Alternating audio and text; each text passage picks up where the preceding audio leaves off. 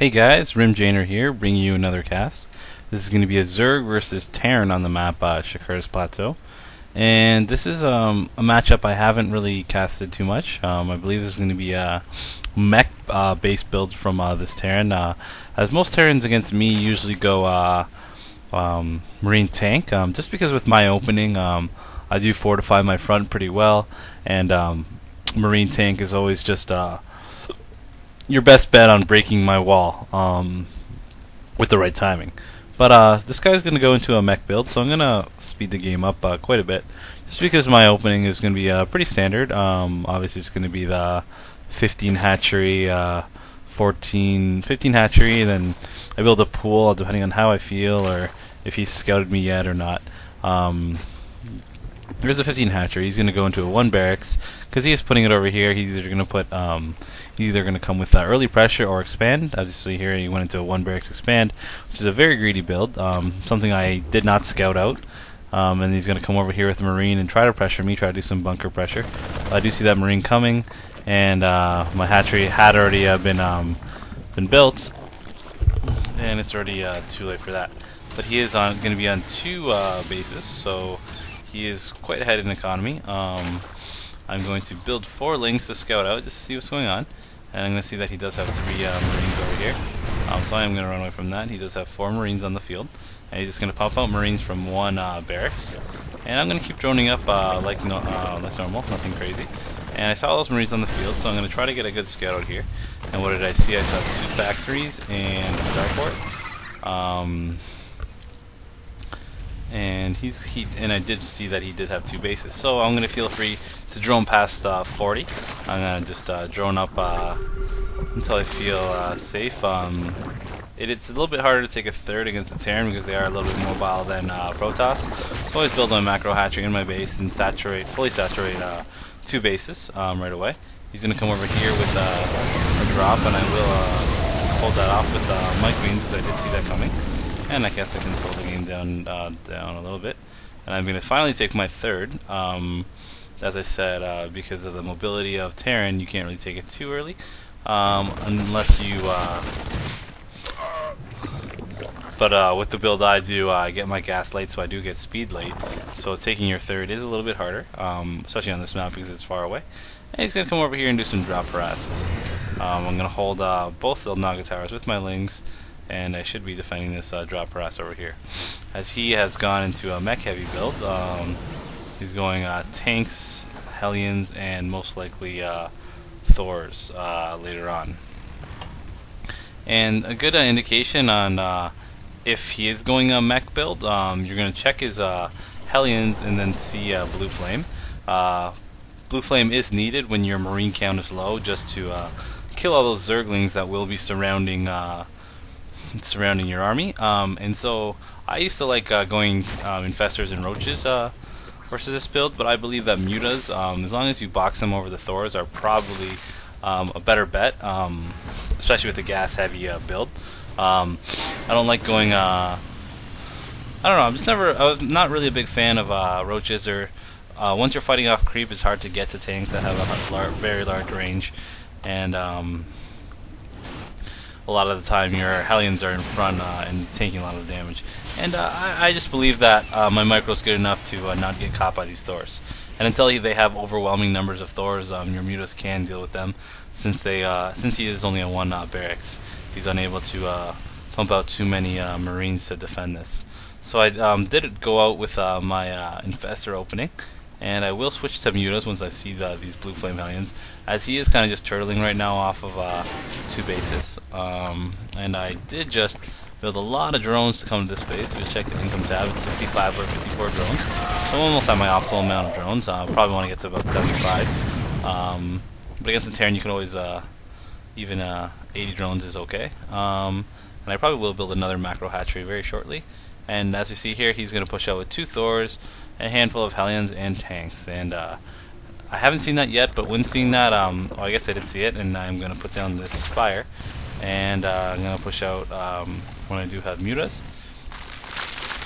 So against this matchup, my Lings will do a lot of damage against his core here, these tanks and these Thors. but I do need to take care of these Hellions. And once those Hellions are gone, I'm going to pause the game here. Once these Hellions are gone, they will be able to, you will be able to deal with his army pretty well. And as you see here, I am morphing in a lot of Banelings. He's going to push out. And Hellions only have 90 health. They have 90 health, and Banelings do 43 damage. So essentially, 3 Banelings, including the splash, will kill a lot of Hellions. So I do have a lot of Banelings here, and I will be engaging this army. We can actually check the army size. We can check the army size right here. My army is much bigger than his, as I'm 60 supply over him, so I should be able to destroy him pretty easily, even though my army is really just consisting of Lings and Infestors. Oh no, sorry, his army is 60 supply over mine. Wow, that's a really big difference. So this is going to show how much splash that these Banelings are going to do. Took out a lot there. And I should be able to clean up most of this army with all my leftover Lings. And as you see here, he did have a much larger army than I did, but I was able to clean up most of it. And I do have a lot of money banked up to max out again, as I am coming out with Hellions. And he only has 1 Thor now, since I mean, not Hellions, Mutas. And I should be able to kill off the rest of his base.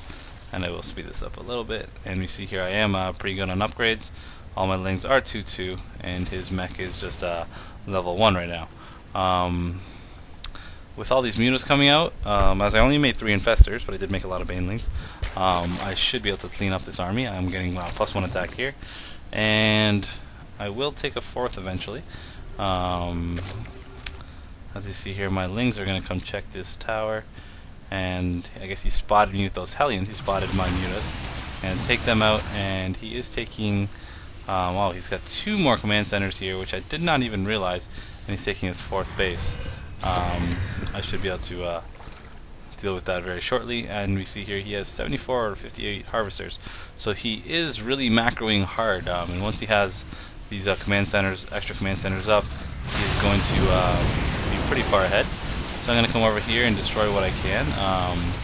He's going to come in with these Thors, but I should be able to kill this command center and those Thors with these Mutas. I'm going to keep the Mutas in a box. I'm going to stop over the Thors and not allow them to do much splash damage. But he does have 2 Thors in the back here. So I will have to run away, as I don't have enough Mutas to kill those Thors, even if I magic box them. And he does have 3 more command centers up here, something I did not scout. That's a lot of command centers, but he's not using, he's more, he really has a gas heavy build, as he's not making any Marines, so he's going to have enough money to make all these extra command centers. But with his production, you can only make so much because he doesn't have enough bases mining gas. As you see here, so he will have a lot of extra minerals, and I'm taking a 4th as well. He's going to rebuild his 3rd right away. And he will be massing up in the middle again. His army is still the same composition, lots of Hellions, and you have 4 Thors, well, 5 Thors, and another 5 tanks. And I still have yet to, I'm trying to upgrade into Broodlords. I have yet to do that, so I'm going to have to engage with the same army here. And one thing that I've always had a problem with was, because I did get this Greater Spire late, I won't have Broodlords out in time to actually stop this army. So a lot of Zerg players like to wait and try to wait for those Broodlords and wait it out, but your timing is off, so you're going to have to engage this army with the units that you can make. So what I'm going to do is build as many Zerglings as I can, Zerglings and Banelings. I'm going to come in here, and as long as I take out those Hellions, my army should be able to deal with the rest of this. And as we see here, I did just kill a lot of Thors, a lot of tanks, and Zerglings are a good counter to Thors when they don't have enough protection. As we see here, he is going to walk away with 3 Thors, but I did clean up the bulk of his army, and we can check his our remaining armies. And we're almost the same in supply, and the Terran player doesn't really want to be too close to a Zerg player in supply, just because I can max out very quickly. And as we see here, I'm still below him in supply, but he has taken 4 bases. I am below him in supply, so I won't be able to do too much. I'm going to have to run away here. I don't think I will be able to kill this. I might pick up one Thor. Yep, I should pick up one from the splash of that tank, and he is going to have 2 Thors. But in that whole time, I was upgrading my Greater Spire, and as I said, you don't need to be attacking with I didn't need to build Broodlords to hold off that attack. I just held off with what I had, the units that I did have, and I'm gonna attack with Broodlords over here, and kind of do a 2-prong attack, and then attack with Lings over there. So I'm gonna. I'm not sure if he's noticed that I have a Greater Spire. No, he doesn't even know. But so he is just building those Vikings by just assuming that I might have a Greater Spire by this time. And I guess he is kind of lucky to actually have those Vikings ready. And I do have a few mutas here to help defend that. And he should come in with his Thors, and I should be building an army behind this. And he is way ahead of me in the Harvester's count, and he has a lot more income than I do. But it's all about who's going to be more efficient with their units now. So I'm just going to keep harassing and keep his army count low, so I will be able to work with a lower econ than him. And I should be able to pick off most of these Thors, at least those 2. So I built 7 Broodlords. I actually don't know who has lost more. We can go with units lost, and it looks like we're both tied in units lost. And he is ahead of me in the resources, so he can mine a lot more than me. I'm not too worried. I believe my upgrades are pretty good. I am getting 3-3, and this should be one of my last pushes, as he cannot really build an army as fast as I can. That's why I'm not too worried. As you see here, he is going to build a bunch more starports, and he does have a lot of workers. I'm back at 60 again. The ideal amount for me, a low econ Zerg. I'm just going to keep trading armies and maxing out, and then trading armies and maxing out. As you see here, he is still ahead of me in supply, 4 supply ahead of me, and I should be able to come in here and destroy a lot of, as I saw his base here, I should be able to come in and destroy a lot of his units. I'm going to speed the game up a bit. I did see all that mech coming over there, as I do have 3-3 upgrades coming, and a bunch of Ultralisks also on the way. As you see here, I'm just going to essentially use all my money on extra Ultralisks, and then push him for the last time. And I will have level 3-3 flat cracklings on the way, and he's stuck at 2-in-1 upgrades here. And I believe he's getting his next level of upgrades. Oh wait. Did he upgrade the wrong thing? Oh no, never mind. Okay. So he's ahead of me in the Harvester's count, and ahead of me in supply. But I guess that's something I'm not too worried about. He does have a lot of Vikings here, which are pretty useless against my army. And I'm essentially only going to attack with Ultralisks. And we will check our army here. His army is much larger than mine. But of course, I'm going to be able to max out again very quickly. And Terran is a little bit...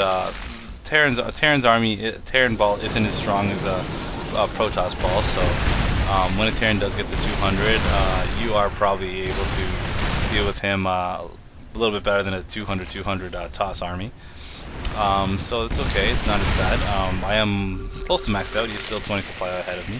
I'm not sure if he saw that. Nope, he cannot see where my army is, which is awesome because he has no clue what I have, what my composition is. He did just throw 3 scans down, and my army's kind of tucked away back here, ready to go. And I do have 5 Ultralisks, and I'm not sure if I have any more on the way, but he is maxed out, and he has a lot of mech coming at me. They're all level 2-2, and I should be level 3-3.